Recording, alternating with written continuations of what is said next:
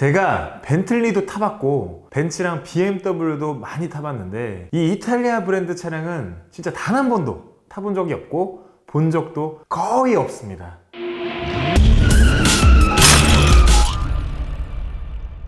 안녕하세요, 카메오 박지훈입니다. 이렇게까지 보기 드문 브랜드가 어떤 브랜드인지 궁금하시겠지만 사실 궁금해하지 않으셔도 됩니다. 비싼 자동차 브랜드라서 그런 게 아니라 우리나라에서 몇 대 보기가 어려울 정도로 낮은 인지도를 가진 브랜드라서 그렇습니다. 그 브랜드는 바로 지구 반대편 라틴 아메리카에서 최고의 인기를 누리고 있는 브랜드 피아트입니다. 피아트의 설립 이야기가 다른 브랜드들과 약간 다를 수 있는 게 대부분의 자동차 브랜드 설립자들은 촉망받는 루키 엔지니어로 꽃을 피우는 데 반해 어렸을 때부터 기계와 기술공학에 관심이 많아 기계와 다양한 엔진을 만드는 것에 관심을 갖게 되는데요. 이게 관심이 많았던 페르치오는 회사가 설립되기 전부터 자동차를 만들고 있었는데요. 피아트 설립자 지오바니 아넬리는 태생이 엔지니어가 아니었습니다. 토리노 주변에 있는 빌라 페로라사 코무네에서 살다가 토리노로 이사를 하고 나니 그 당시에 새롭게 등장해 한창 유명세를 타던 말없는 마차를 알게 됩니다. 이를 계기로 자동차에 대한 열정이 넘치는 친구들을 사귀게 되고 1899년 파브리카 이탈리아나 오토모빌레 토리노, 이 앞글자를 딴 피아트를 설립하게 됩니다. 설립한 해에 당시 벤츠의 차량에서 영감을 받아 만든 첫 모델 피아트 3과 2분의 1 HP를 출시하게 되는데요.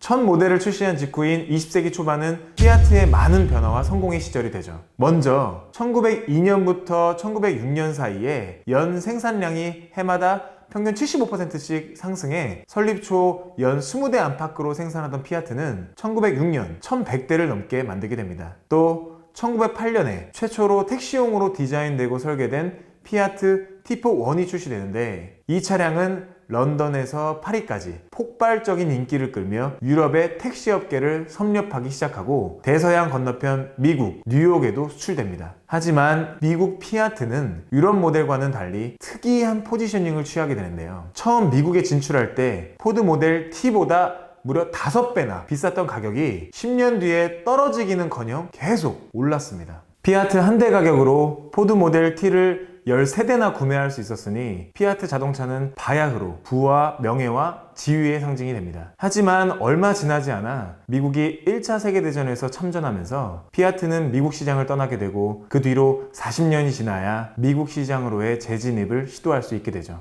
하지만 그때 이탈리아에서는 그 누구도 말릴 수 없는 성공 가도를 달리고 있었습니다. 1910년 이탈리아에서 제일 큰 자동차 회사가 될 뿐만 아니라 토리노에 위치하고 있던 이유로 토리노 도시개발의 기폭제가 되고 1920년 초반에 들어서서는 이탈리아 자동차 시장을 80%까지 점유하게 됩니다. 그게 다가 아니었죠. 1925년에는 그 숫자가 87%까지 올라가는데 이것은 이탈리아에서 판매하는 자동차 10대 중에 9대는 피아트였음을 의미합니다. 1920년대에는 그 외에도 더 많은 일들이 벌어졌는데요. 1921년부터 한동안 공산당원이 피아트 공장을 장악하면서 설립자인 지오바니 아넬리가 사장 자리에서 내려오게 되고 피아트를 인민의 공장으로 운영하기도 했습니다. 하지만 이는 오래가지 않았고 아넬리도 다시 돌아오게 되죠. 1923년에는 어셈블리 라인을 이용하는 첫 피아트 공장을 지었고 이해에 아넬리가 상원의원으로 선출되기도 합니다. 하지만 1920년대 후반부터는 지오바니 아넬리에게 깃든 행운이 조금씩 그의 곁을 떠나버리는데 1928년 지오바니의 딸 아니세타 카테리나가 30살이 채 되기도 전에 세상을 떠나버리고 맙니다. 아름다운 청춘 꽃이 필 시기에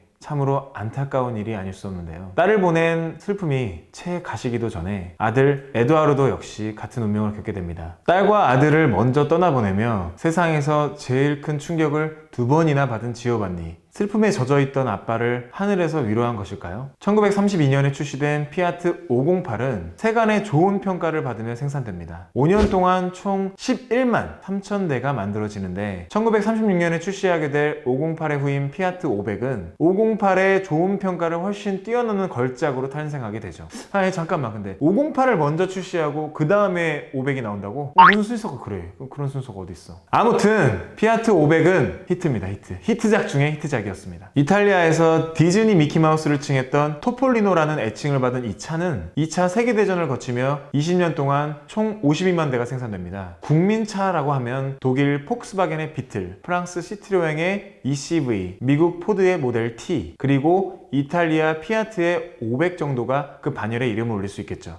하지만 피아트 설립자 지오반니는 이러한 피아트 모델들의 성공을 끝까지 지켜볼 수가 없었습니다. 2차 세계대전이 끝나고 파시스트당을 도왔다는 이유로 체포되고 결국 회사 경영권도 빼앗기게 되는데요. 1945년 12월에 무죄라는 편지를 받긴 하지만 그간의 스트레스로 기력이 다한 아넬리는 결국 먼저 간 자식들의 곁으로 떠나게 됩니다. 빼앗긴 주도권은 1년 만에 되돌아오지만 그로부터 20년 가까이 회사의 경영은 아넬리 가족이 아닌 빗토리오 발레타가 맡게 되고 1966년에 들어서야 아넬리 가족이 주도권을 회복하게 되는데요. 그해부터 지오바니 아넬리의 손자 지오바니 아넬리는 사장이 되고 장명 센스에 조금 신경을 덜 쓴 거 아닙니까? 설립자 지오바니 아넬리의 손자인 지오바니 아넬리라니. 아무튼 지안니 아넬리로 불린 지오바니의 손자는 30년 넘게 피아트를 운영하게 됩니다. 이러한 발레타와 지안니가 주도권을 가지고 있는 동안에 피아트는 황금 시대를 보내게 되는데요. 자, 이렇게 이탈리아 자동차 브랜드 피아트의 설립자인 지오바니 아넬리와 인기 많은 모델인 토폴리노 피아트 500의 이야기를 소개해 드렸습니다. 영상이 마음에 드시면 좋아요 눌러주시고요. 역사가 궁금한 브랜드가 있으시다면 댓글로 남겨주세요. 피아트 설립과 첫 자동차에 영감을 준 벤츠의 역사가 궁금하시면 왼쪽 상단 영상을 시청하세요. 삼성 자동차를 인수한 유명 프랑스 자동차 브랜드 르노의 이야기를 보고 싶으시다면 왼쪽 하단 영상을 클릭하세요. 다음에 이어질 피아트의 황금시대 이야기가 궁금하시면 구독 꼭 하세요. 감사합니다.